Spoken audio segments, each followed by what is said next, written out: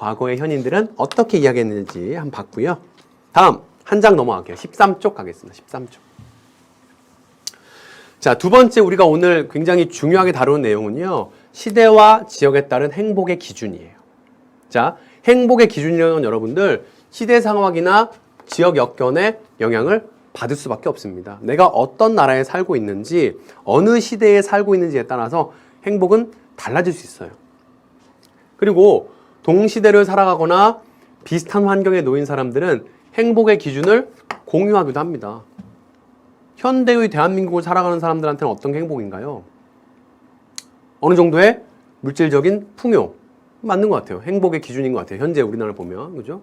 그 다음에 여러분들 같은 학생들은 내가 원하는 혹은 좋은 대학에 입학하는 거.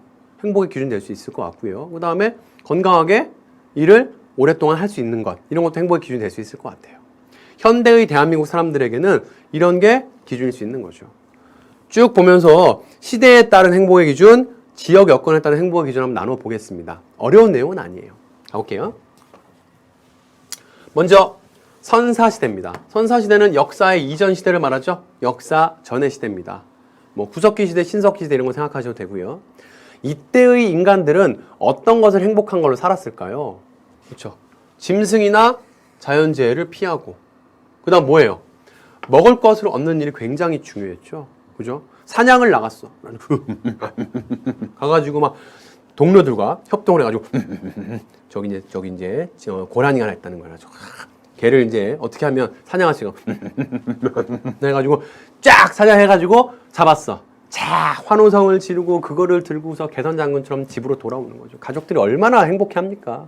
그거를 나눠서 국을 끓여서 먹고 고기를 먹고 하는 것들이 그들에게는 행복과 연관되어 있지 않을까라고 생각합니다. 그러니까 시대에 따른 행복의 기준인 거죠. 그렇죠? 다음, 고대 그리스 시대 가겠습니다. 고대 그리스 시대는 여러분들 철학이 꽃피웠던 시대입니다. 철학이라는 건 지적인 활동이죠. 계속해서 질문하고 거기에 대한 답을 얻고요. 이런 것들이 이제 철학이라는 지적 활동인데 이런 걸 통해 얻는 지혜와 덕의 결과라고 했습니다. 행복이요. 다시 얘기할게요.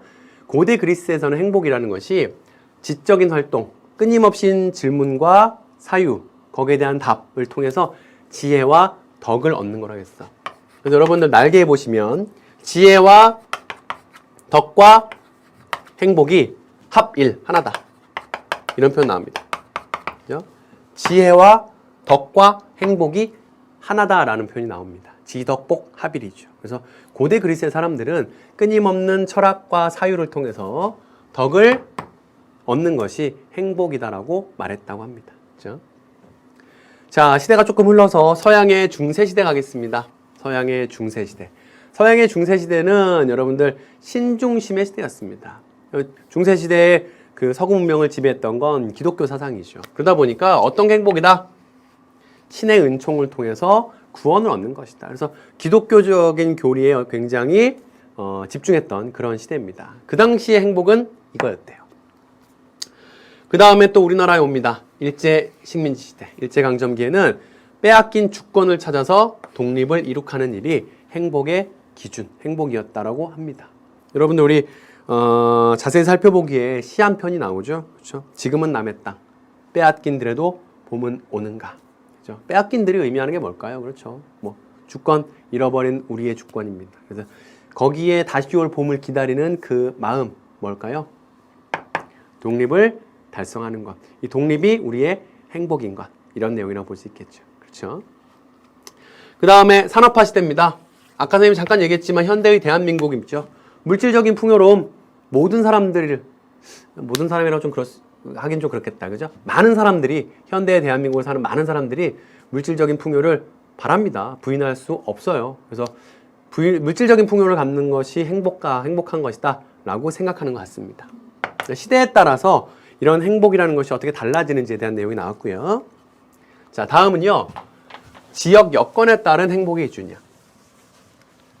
지역 여건. 먼저 첫 번째는 자연환경에 따른 여건. 두 번째는 인문 환경에 따른 자연 여건입니다. 그러면 자연환경은요. 기후나 지형 같은 걸 말해요. 그래서 기후나 지형에 따라서 거기에 또 적응하고 사람들이 살아가잖아요. 그 사람들은 각각 어떤 행복을 갖느냐. 자, 먼저 사막지역 보겠습니다. 사막지역은 대표적인 건조기후 지역이죠. 그래서 마실 물이 부족합니다. 깨끗한 물을 얻는 것이 그들의 행복일 수 있을 것 같아요. 그죠? 건조기후 지역에서 전통적인 생활 방식으로 친다면 수킬로를 걸어가서 물을 떠옵니다. 수킬로를 걸어가서 물을 떠서 또 수킬로를 돌아오고 하루 일과가 그거야. 점심때까지 걸어가서 물 떠가지고 들어오면 저녁인 겁니다. 그죠? 그만큼 깨끗한 물은 행복의 기준이다. 두 번째, 북유럽 지역 어떤 데입니까, 여러분들? 그렇죠. 뭐 스칸디나비아 반도죠. 굉장히 위도가 높은 지역이에요. 겨울철에 거기는 해가 굉장히 빨리 집니다. 일조량이 부족해요. 그래서 그 사람들은 햇볕을 쬐는 것이 굉장히 행복한 거예요. 굉장히 행복한 거예요. 햇볕만 쬐면은 사람들이 잔디밭에 나가지고 옷을 후렁후렁 벗은 다음에 일광욕을 하는 거죠. 햇볕은 여러분들 건강에 굉장히 필요한 겁니다. 비타민 D를 만들어 주거든요. 그래서 그 사람들은 햇볕을 쬐 수 있는 건 굉장히 행복한 거다. 그래서 제가 알기로는 여기 북유럽 사람들은 겨울철 되면 이렇게 이쪽 동남아 지역 있죠. 열대기후 지역으로 여행을 많이 오더라고요. 그 다음, 기후가 척박해서 기아와 질병이 만연한 지역. 여러분, 아프리카 지역 같은 곳들. 그런데 빈곤을 탈출하고 의료적인 혜택을 받는 것들이 행복의 기준일 수도 있을 것 같아요. 그럴 수 있겠죠. 그렇죠. 여전히 세계에는 가난하고 굶주린 사람들이 많이 있어요. 다음, 인문환경입니다. 인문환경은 사람들이 만들어낸 환경을 말합니다. 종교, 문화, 산업 이런 것들이에요. 자, 먼저 종교가 발달한 지역에선 종교의 교리를 실천하는 삶이 행복의 기준이 될 수 있을 것 같아요. 이슬람교 같은 경우, 그죠? 이슬람교의 그 신도들은 하루에 5번씩 메카를 향해서 예배를 꼭 올립니다. 그 다음에 돼지고기를 금기시하고요. 필요한 기간에는 금식을 하고요. 매년 성지순례를 떠나야 되고요. 이렇게 이슬람의 가르침대로 행동하는 것이 그들의 행복입니다. 그럴 수 있어요. 그렇죠? 그 다음, 민족 갈등, 종교 갈등이 심한 지역에서는 평화라든가 정치적인 안정을 바라고 있을 수 있습니다. 지금 우리 전 세계에서도 여전히 분쟁이 끊이지 않고 있습니다. 그죠? 여전히 가난한 나라들도 있고요. 그런 나라들에 사는 사람들은 우리나라와 사는 사람들과 행복의 기준이 다를 수 있는 거죠. 그죠? 선생님 같은 경우는 지금 한 10년이 넘게 가난한 나라, 도움이 필요한 나라의 아동을 돕고 있습니다. 매년 뭐 이렇게 정기적으로 후원을 하고 있는데 한 10년 정도 여자아이 하나를 후원했었어요. 그래서 그 나라는 콩고 민주공화국이라는 나라예요. 그 아프리카에 딱 보면 딱 적도 근방에 있는 가운데 있는 나라입니다. 굉장히 내전이 심각하게 있었고 그 내전에 의한 어떤 피해도 심했던 나라고요. 굉장히 가난한 나라입니다. 그래서 거기 있던 그 여자 아기가 3살 때부터 선생님이 후원하기 시작해서 10년을 꼬박 후원했어요. 13살이 되던 해에 독립을 하면서 후원을 안 해도 되는 상황이 됐습니다. 그래서 그 다음에는 지금 후원하고 있는 친구는 보스니아에 있는 친구예요. 여러분, 보스니아라는 나라가 조금 낯설 텐데 그 발칸반도에 있는 나라입니다. 동유럽에. 한때 그 민족 분쟁이 굉장히 심해서 서로가 서로를 정말 적대시하고 많이 죽였던 그런 나라거든요. 근데 여전히 그 내전은 끝났지만 그 불씨는 남아있고 아직까지 경제 발전은 더딘 나라예요. 여기 이제 초등학교 다니고 있는 남학생을 지금 선생님이 좀 후원을 하고 있는 중입니다.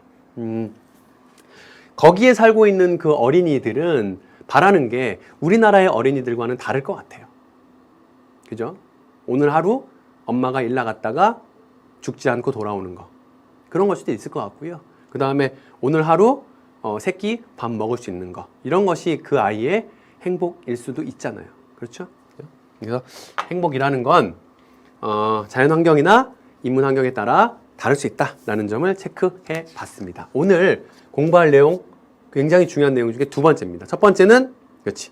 아리스토텔레스, 석가모니, 정약용 선생님께서 행복을 어떻게 정했느냐. 이게 첫 번째고, 2번째는 이거야.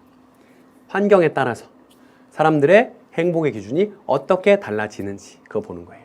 맞죠? 이렇게 2가지 내용이 중요했고요. 그 다음 한 장 넘어가겠습니다. 이번에는요 14쪽의 내용들입니다. 수월한 내용이에요. 쉽게 가볼게요. 자, 삶의 목적으로서의 행복, 그 다음에 행복한 삶의 의미를 한번 보겠습니다.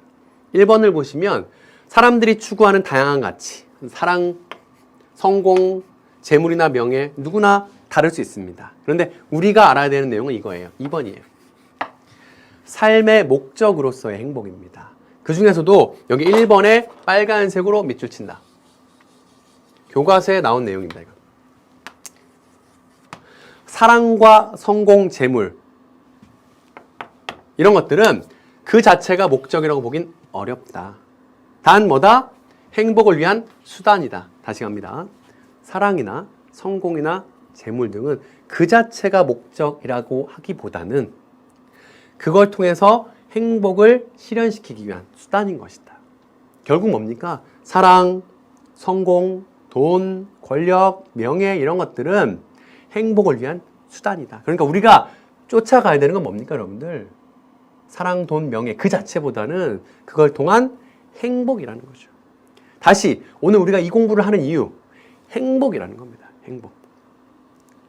2번 보겠습니다. 그 삶의 모습과 행복의 기준은 사람마다 다를 수 있고요. 결국 3번에 핵심적인 내용이 나오네요. 즉 삶의 목적은 행복이다. 별표 붙입니다. 삶의 목적은 행복이다. 이쯤에서 우리 앞에 배웠던 그분 나옵니다. 삶의 목적은 행복이다. 이거 누구죠?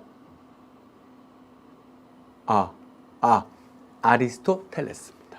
삶의 목적은 행복이다. 아리스토텔레스의 얘기했죠. 그렇죠? 자, 3번 내용 정리해 볼게요. 자, 행복한 삶의 의미입니다. 가볍게 읽고 갈 수 있는 내용이에요. 그죠? 1번, 물질적 풍요보다는 떳떳한 마음, 그 다음에 정직을 실천할 때 행복할 수 있는 거다. 돈 주었을 때 그냥 써버린다면 잠시의 즐거움은 있겠지만 발 뻗고 못 잡니다. 사람이 그런 존재거든요. 2번, 행복한 삶이라는 건 자신이 가진 걸 인정하고 자기 삶에 만족하는 삶이래요. 이건 굉장히 중요한 내용입니다. 선생님이 조금 이따가 우리 책에 나온 시도 같이 한번 보겠지만 내 삶에 만족하는 거. 이게 행복의 중요한 측면인 것 같아요. 불행한 삶은 끊임없이 남과 비교하는 거. 그리고 더 많은 가진 사람들을 부러워하고 나에 대해서 불평하는 삶. 이런 게 불행한 삶인 거. 선생님은 이 말에 굉장히 동의해요. 만족감, 스스로에 대한 만족감이 나의 행복을 가져온다고 선생님이 생각합니다. 3번 볼게요. 그러면 행복한 삶을 위한 방안은 뭐냐? 내 삶의 주인은 누구다? 나다. 각자에서 행복의 의미를 성찰해보자. 이런 내용입니다. 어려운 내용은 아니죠. 그렇죠? 자, 그러면 한 장 넘어가서 우리 15쪽에 나와 있는 자료탐구 한번 보겠습니다. 이 자료탐구 내용 중에서 일단 두 번째 거 한번 보겠습니다. 두 번째 거. 타이틀이 뭐냐면 자기 삶의 주인은 바로 자신이다 이겁니다. 내용이 뭐냐면 힘들게 입학한 대학을 스스로 박차고 나온 학생들은 안 돼. 왜? 대학 졸업장을 필수로 여기는 부모와 편견 때문에 대학을 가긴 갔지만 우리 친구들이 기특하게도 이 대학 생활이 나를 행복하게 해주지 않는구나라는 걸 깨닫고 있다는 거야. 그래서 그렇게 힘들게 들어갔으면서도 나오고 있다는 거야. 이 친구도 지금 고민하고 있대. 그 당시를 돌이켜보면 정말 대학 수준 올리려고 공부했을 뿐이지 진로에 대한 고민을 하지 못했다. 이제는 진짜 어른으로서 멋있는 말 같아. 원하는 삶을 스스로 선택하고 그 책임을 지겠다. 와, 이 친구 누군지 모르겠지만 정말 기특하고 정말 어른답네요. 이런 말 하는 것 자체가. 원하는 삶을 스스로 선택하고 그 책임을 지겠다라고 말하는 것 자체는 이 친구는 많이 성숙한 사람 같아요. 대학 가라니까 갔어. 이과 가라니까 갔어. 막상 갔더니 내가 원하는 삶이 아니야. 그때 내 인생은 누가 책임질 겁니까? 요새 대학생들은 여기에 대한 자각을 하나 봐요. 그래서 이런 결정을 하고 있다는 거죠. 결국 이 친구는 대학을 박차고 나가면서 자기의 삶을 자기가 꾸려가게 될 겁니다. 그리고 행복에 더 가까워질 수 있을 것 같아요. 자료 3번 보겠습니다. 시죠, 여러분들? 교과서에 나와 있는 시 같진 않은데 좋은 시 같아요. 행복은 비교를 모른다. 잠깐 여러분들 펜 놓고 선생님 한번 쭉 읽어볼 테니까 같이 생각하는 시간 좀 가졌으면 좋겠어요. 펜 놓고, 자, 펜 놔. 선생님 한번 읽어보겠습니다. 행복은 비교를 모른다. 나의 행복은 비교를 모르는 것. 나의 불행은 남과 비교하는 것. 남보다 내가 앞섰다고 미소 지을 때 불행은 등 뒤에서 검은 미소를 지으니. 이 아득한 우주의 하나뿐인 나는 오직 하나의 비교만이 있을 뿐. 어제의 나보다 좋아지고 있는가? 어제의 나보다 더 지혜로워지고 어제보다 더 깊어지고 성숙하고 있는가? 나의 행복은 하나뿐인 잣대에서 자유로워지는 것. 나의 불행은 세상의 칭찬과 비난에 울고 웃는 것. 박노해 시인의 숨고르기 중에서라고 했습니다. 선생님 보세요. 예. 자, 선생님이 강의 준비하면서 이 시를 읽고서 굉장히 많은 느낌이 있었어요. 선생님이 생각하는 것과 크게 다르지 않더라고요. 여러분들 자존심이란 말 알죠? 자존심. 그리고 자존감이란 말도 알아요? 자존심이라는 건 남과 비교해서 생기는 거예요. 내가 쟤보다 잘생겼어. 내가 너보다 공부 잘해. 내가 너보다 돈 잘 벌어. 이럴 때 느끼는 건 자존심 같아요.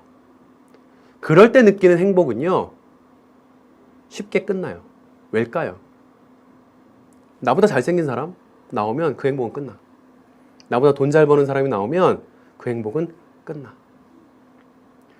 남과 비교를 통해서 여러분이 앞섰다고 거기서 느끼는 행복은요, 굉장히 짧습니다, 여러분들. 그리고 궁극적이지 않은 것 같아요. 정말 스님도 살아보니까.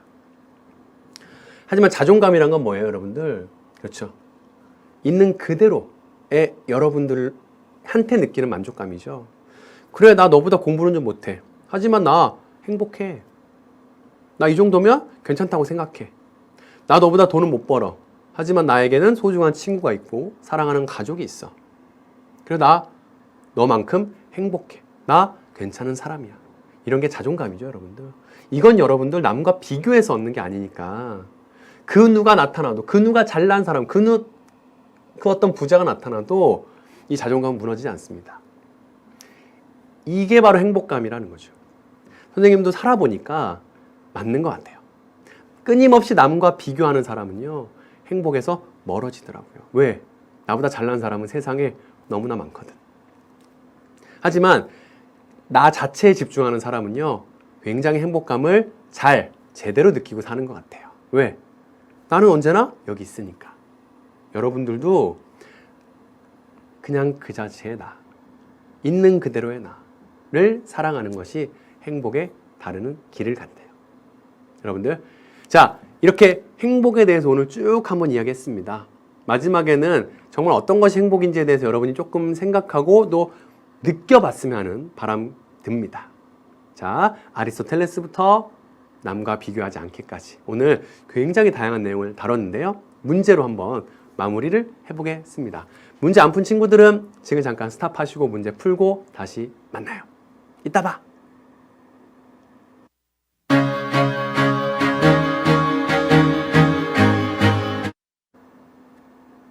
네, 여러분, 흥이 나는 문제풀이 흥 갑시다. 자, 오늘 배웠던 내용 개념 체크와 기본 문제를 한번 다져보겠습니다. 우리 문제 구성이 되게 잘 되어 있는 게 앞에 나왔던 내용들이 또 반복해서 여러 번 나오거든요.